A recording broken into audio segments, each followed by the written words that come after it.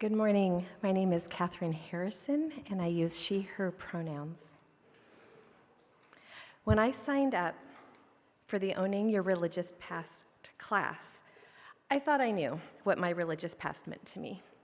My first day attending a service here in person was also the first day of the class back in February. And at that point, I had spent years creating distance from the faith tradition in which I was raised. There were aspects of that tradition that caused deep harm in my life, and I needed that distance. Yet throughout the 5 sessions of the class, I was guided to safely revisit memories, experiences, and beliefs that I had largely set aside. What surprised me most was not only that I gained a new understanding of my former religion, but that I gained a fuller understanding of myself. The greatest gift of this class has been learning that owning my past does not require me to reject it. Instead, it has shown me that I can honor the people who shaped me positively and carry forward what still resonates with me into my future. As the class unfolded, I realized something I hadn't expected. I can hold the full truth of my story without forcing it into a simple narrative. For many years, I felt as though I had to choose between acknowledging the harm I experienced and recognizing the good that was also there. This class helped me see that both can be true.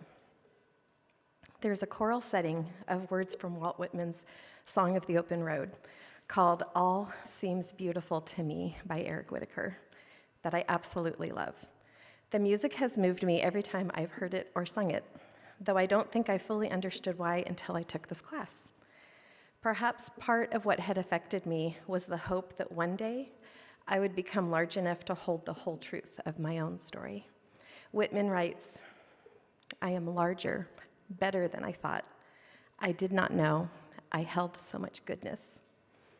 As I reflected on my religious upbringing during the class, I began to see that these words applied not only to my worth as a person, but also to my capacity to hold complexity.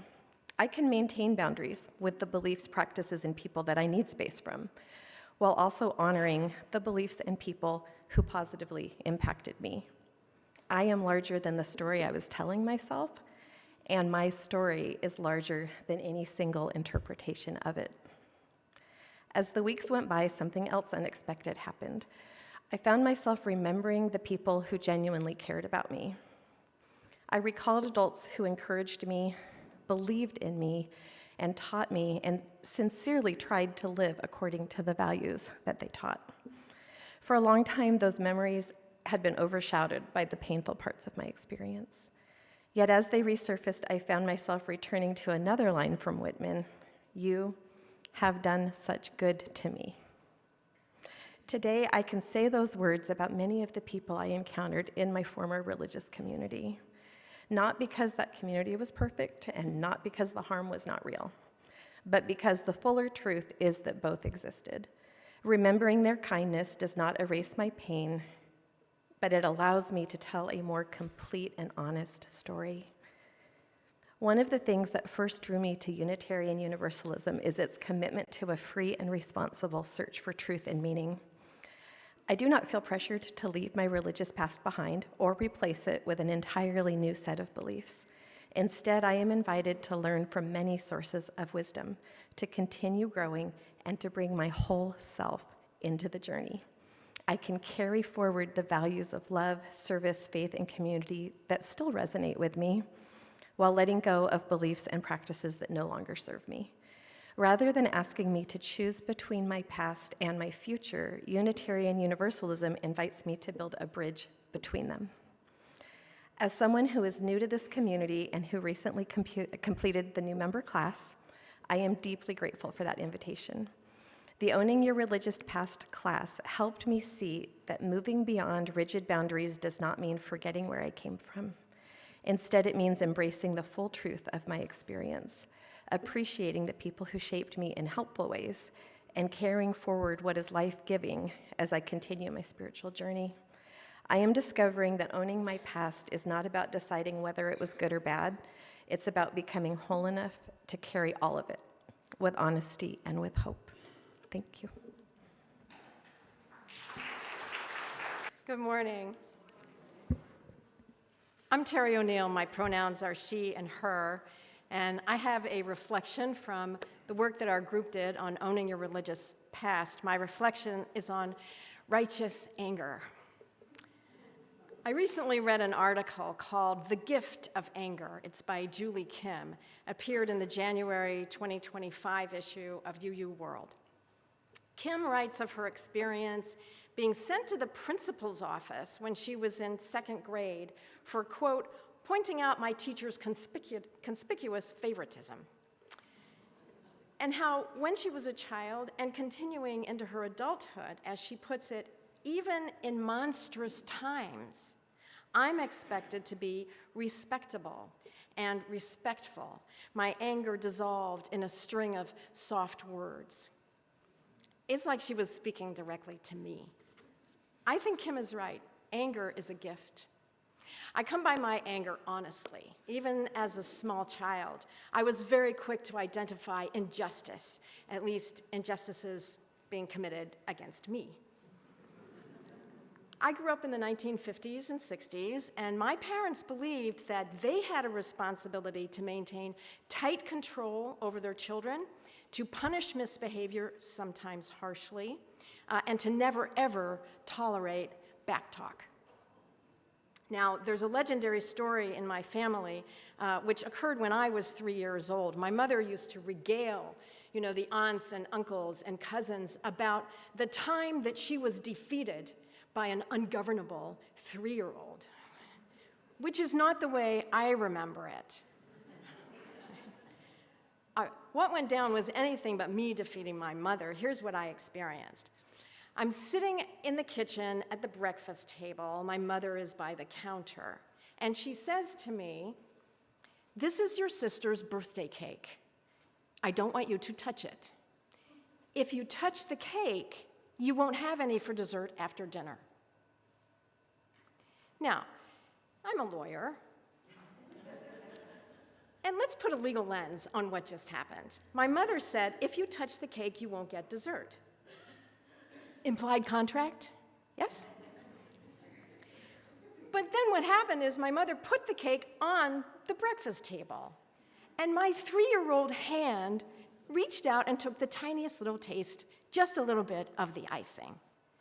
Whereupon my mother shrieked, batted my hand away, picked up the cake, marched into the family room, burst into tears, and demanded that my father, quote, do something about that child. Whereupon my father, now very annoyed, marched into the kitchen, gave me a whack, and stood me in the corner. I, in my household, knew very well not to talk back to my parents, but inside, as I'm standing in the corner, I was steaming with indignation. My mother had offered me a pretty good deal. Touch the cake now, forego dessert later, right?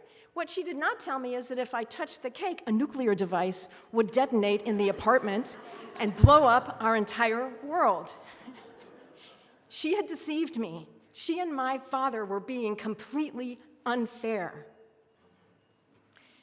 To this day, when I see injustice being done, I actually often feel it in my body.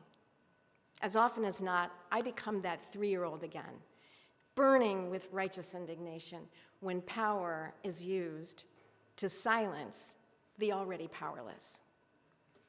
And recently, I've been wondering why it took me so long to channel into action this fierce anger that I feel about injustice. I was 38 years old before I became active in my community for social justice. So, reflecting on the work that our group did on owning your religious past, I came to realize that I only became a community activist around the time that I discovered Unitarian Universalism. When I found the first Unitarian Universalist church in New Orleans, I was amazed to discover a community of like-minded people who even have a hymn. We are a gentle, angry people, and we are singing for our lives. This was a safe space where I could express my strong opinions, my honest emotions, including anger, and where I was encouraged to take the next step and actually do something about it. Julie Kim wrote, "More often than not, in the secret center of anger is not a desire to destroy, but to protect those it loves. It wraps itself around a vulnerable area like a body turned into a shield for its friends." And nowadays, I consider social justice activism to be my spiritual practice. And I'm comfortable with righteous indignation as my superpower. My anger is contextualized by my faith in love and our UU values, and it isn't something to be contained, certainly not feared. It's a flame that lights my path. It's fuel that gives me energy to help build a better world. Good morning. My name is Leah Wendt. My pronouns are she, her. I'd like to share a little about my search for meaning and how I found my way back to a spiritual life. I was raised in a non-denominational church that you could say was Pentecostal. We had the speaking in tongues, the laying on of hands, strict rules about dress and conduct, and the patriarchal hierarchy in which women were not permitted to be official leaders, but often carried the heavy load of church labor. As a child and teenager growing up in church, I became a devout Christian and developed a personal religious life, including morning and evening prayer rituals, my own Bible reading and study habits. Due to several major events in church life and my own personal life, I slowly stopped attending church services, stopped reading the Bible, and stopped praying. Attending public university was instrumental in helping me see that there are other ways of thinking and being in the world, that the world itself is not inherently evil, and that there is so much good in the world. Throughout my college years, I called myself a recovering Christian and rejected the patriarchal concept of a fatherly God. I'd also tell my friends that God and I were not on speaking terms. While I felt more free in the open-minded environment of the university, I also struggled to find a footing, to find confidence in my ability to make good decisions and to use my voice to express my own thoughts. At the beginning of one undergrad literature class, the professor asked us, "Who are you? How would you describe your identity?" I remember that moment so clearly, a moment of panic and tears welling up, because I wasn't sure how to answer that question. I had dismantled my previous life and was in that sometimes painful transition when my whole self was being reborn. What I've learned since that moment as a 20-year-old student is that identity is fluid and the spiritual journey is dynamic. After graduating from college, I continued living my life trying to find my way in this big world without the rock of religion or the community that I was used to as a child. Fast forward about 15 years to 2013 when I started attending the UU Church of Bowling Green, Kentucky. This is where I relit my spiritual flame. I built a new community with people who valued what I valued. I learned that I could be on a spiritual journey for truth and understanding that was beyond and separate from the biblical dogma I had once known. I learned that the spiritual foundation that I thought had disappeared was inside me all this time. On that foundation, I could resume my spiritual development. In one of our last sessions of owning our religious past, we considered what, if any, positives we could bring forward with us. One is my appreciation of the sacred, and another is my understanding of the value of ritual. My spiritual rituals are important to me, but these are now anchored in my own understanding of peace and loving kindness rather than one specific text or prescribed set of beliefs. My spirituality does not require me to sacrifice myself, nor does it require me to be perfect. Another important thing that helped me rebuild my spiritual life has been my focus on creative recovery. If you are familiar with The Artist's Way, you may know that Julia Cameron talks about God, which she also calls good, orderly direction. She urges her readers to not get hung up on the idea of God, but to keep going, to trust in the creative process, and I have. I made my way back to prayer over many years. I hesitate to use the word prayer because of its connotation from my conservative Christian upbringing. I could say meditation or expressing gratitude or manifesting or talking with my ancestors or communing with my spirit guides. All of these would apply now to this spirituality that I am exploring. My spiritual practice includes meditating, walking, yoga, journaling, writing out gratitude lists, and reading affirmations. Gratitude has become a key element in the last couple years, helping me shift from a deficit mindset to an abundance mindset. It has helped me learn how to be more present and at peace. My younger self will be very surprised to know how much I pray now. Sometimes I'm praying with my eyes closed during my morning meditation. I'm definitely praying with my eyes open while I'm driving and navigating Nashville traffic. Before I get out of my car at work, I take deep breaths and pray for peace and focus for the day ahead. Sometimes I pray with my eyes open while I am sitting in this beautiful sacred space with you all, looking out these beautiful windows. Who am I praying to? I don't know. I can't answer that.